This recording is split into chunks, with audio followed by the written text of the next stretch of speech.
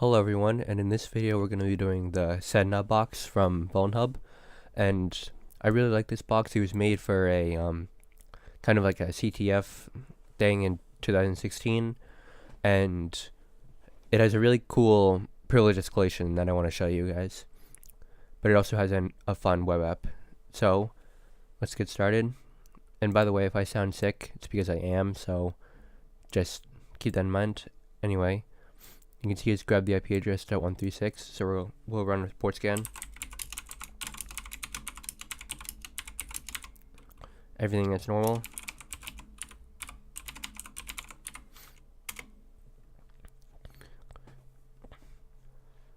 So we're going to wait for our port scan to finish up. 0% done, excellent. That's what I like to see. Okay, here we go. And you can see there's a lot of open ports. So the things that jump out to me at first are SSH, HTTP. Alright, here we go. SSH, DNS, HTTP, and Tomcat. So we'll definitely want to check out all of this. So we don't need this. Oops.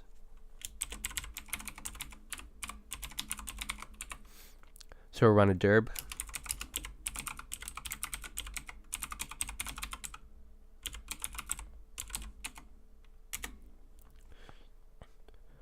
You can see that's going, and we might as well check out the site manually.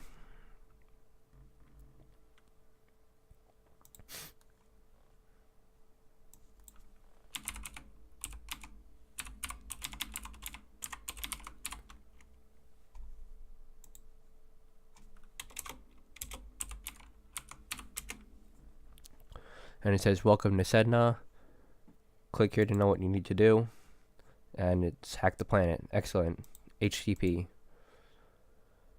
And this is pretty empty. Let's just check robots.txt. Disallow hackers. Okay. Let's just see what that is.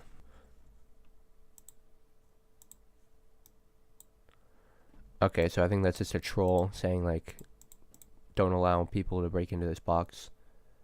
So let's stop this and go back up to the start.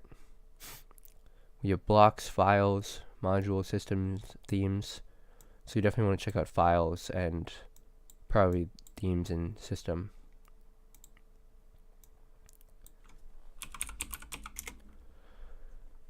So inside files we have directory listing. Let's see what this is. Okay. Just some random images. Probably for use somewhere on the web server. It's probably same thing there. Users. Directory access forbidden. Okay. Alright. More random stuff. Alright, so not too much in here. So, going back to our derb, we see /themes. That was the second thing we wanted to check out. And inside here, can't view that. Default theme 2005. That's just the 404 template.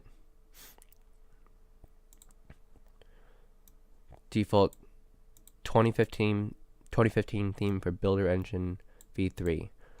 So let's keep that in mind, because whenever we see a software name or a service version, we want to make sure there are no easy exploits.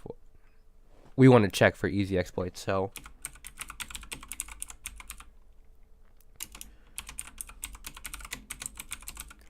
search exploit Builder Engine. And you see we have arbitrary file upload. So let's take a look at this exploit right here. So I'll copy this.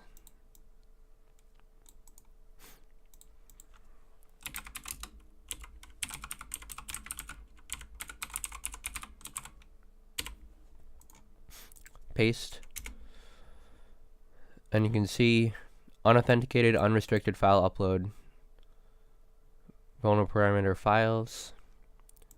Okay, so when we had directory listing and /files, we could upload a PHP shell there. So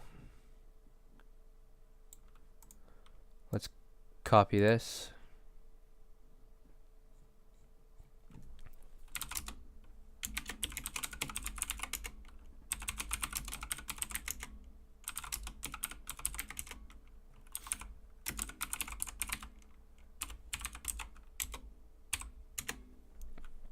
Insert mode, paste.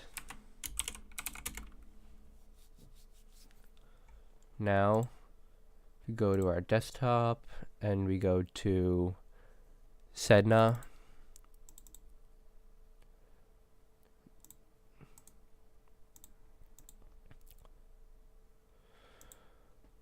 Open with Firefox. Wait, hang on a second. We have to change this, sorry.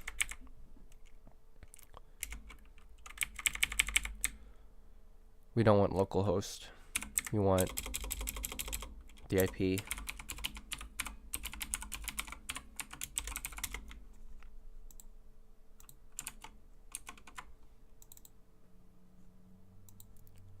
Open with Firefox. Browse. And in here I have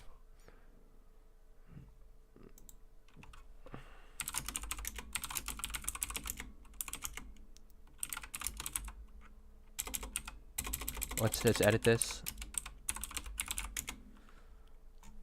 So we're just going to use this quick one-liner.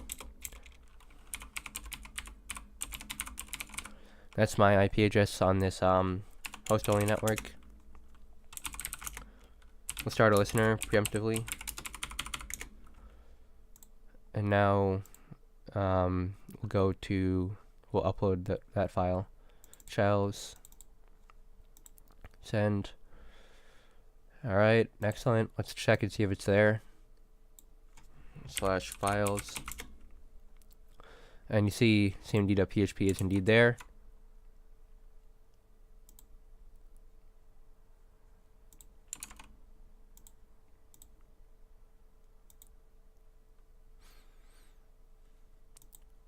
Okay, for some reason it's not giving us a shell. So let's try uploading a different thing.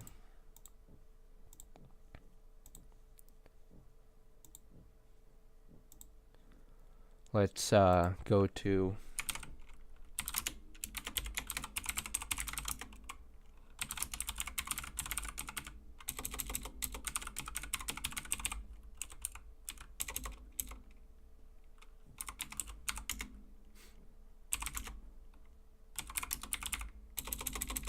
and sometimes you need to try different shells in order to see what works. That instance of bash may not work on that box or whatever, so you have to be a little creative. So downloads here, upload this, go back, reload this. We have this new PHP script. Listener, and you see that one gives us a shell. So you can see we are www-data and we're in the root directory. So we are on the box, and now what we want to do is let's upload Linux privchecker.py just to see what it finds, because there's a lot of stuff to enumerate manually.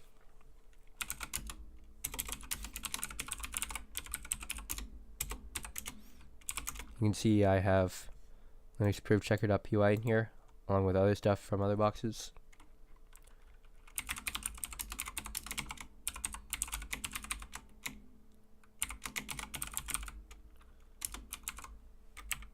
Gotta run this as a privileged user. I remember that now.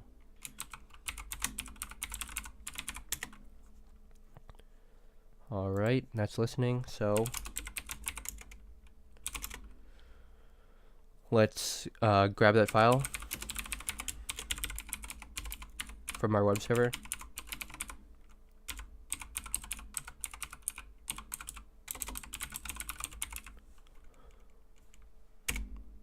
Alright, it's saved. Let's run it.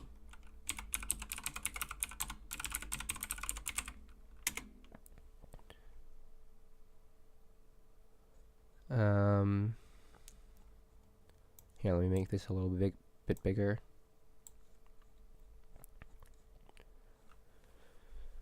So, blah blah blah.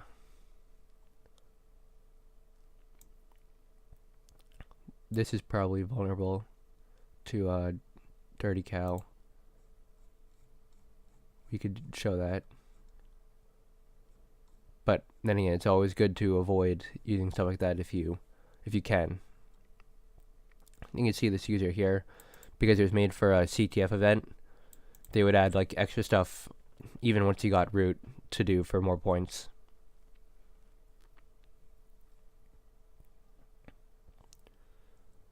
Scrolling through, just seeing if anything jumps out at us.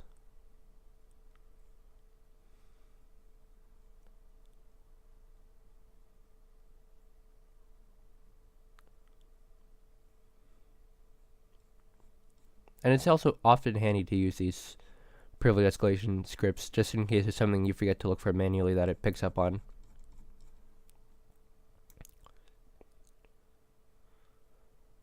So those are some config files. And you could see some kernel exploits. But since this isn't really doing, nothing jumped out at me, so I'm just going to do some manual enumeration. First, let's spawn a TTY.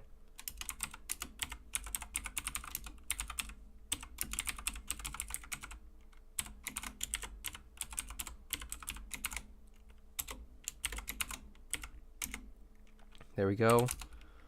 And now let's just look around.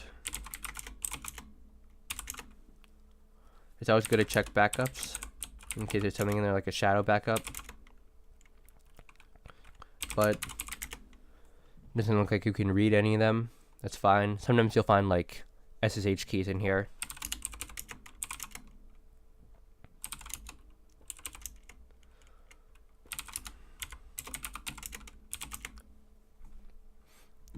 Inside here,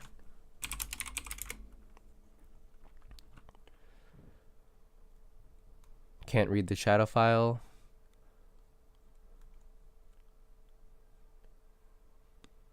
We already saw the password file. Looking for anything out of the ordinary. This is kind of what you want to do. And you notice this jumps out at me. Check rootkit. So this is just a thing that every once in a while will look for. It's just basically something that looks for rootkits on your system. And there is privilege escalation for check rootkit. If we go over here. So if you look at this, all I did was literally search check rootkit privilege escalation. And there's a MSF module with a very handy explanation.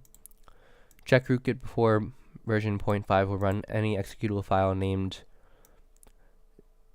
update in the temp directory as root, allowing a trivial privilege escalation. So all we're going to do is we're going to take that information and do exactly what it said. So let's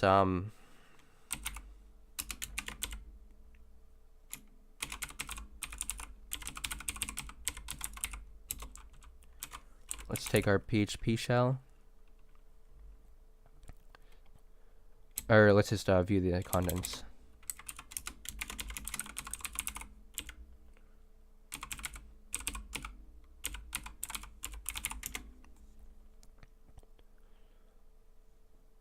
So let's take this.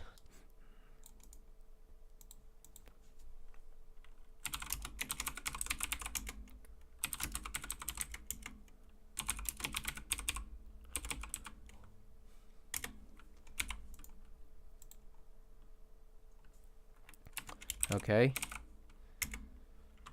We have to name this update. Oh, sorry, I forgot something. We have to do the bin bash thing.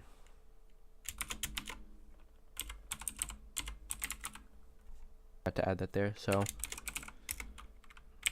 now start a web server.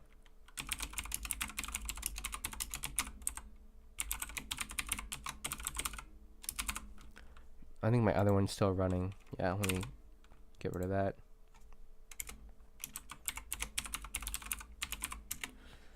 Okay, now that's listed. That's running. We need to put in the temp directory as the exploit said.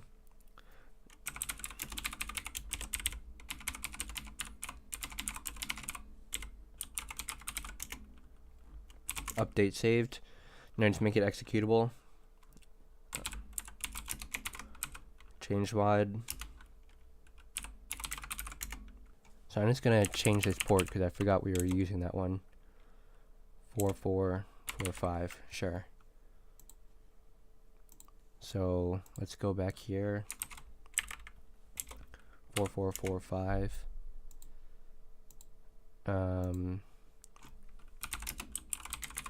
Remove update.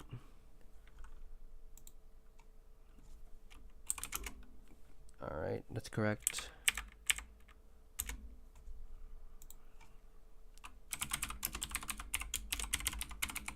Re-download it.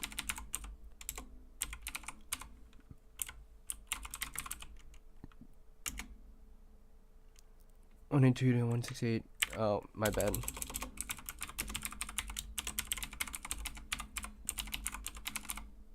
Yep. Update. Change mod again.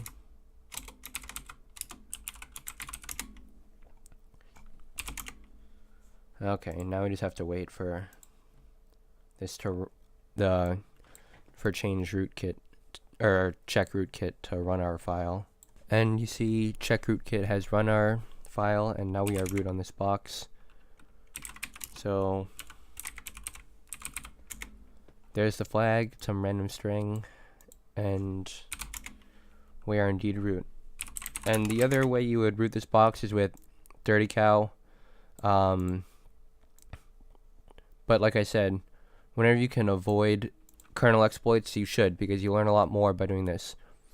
So remember, always check for check rootkit on a box, because it may give you an easy privilege escalation.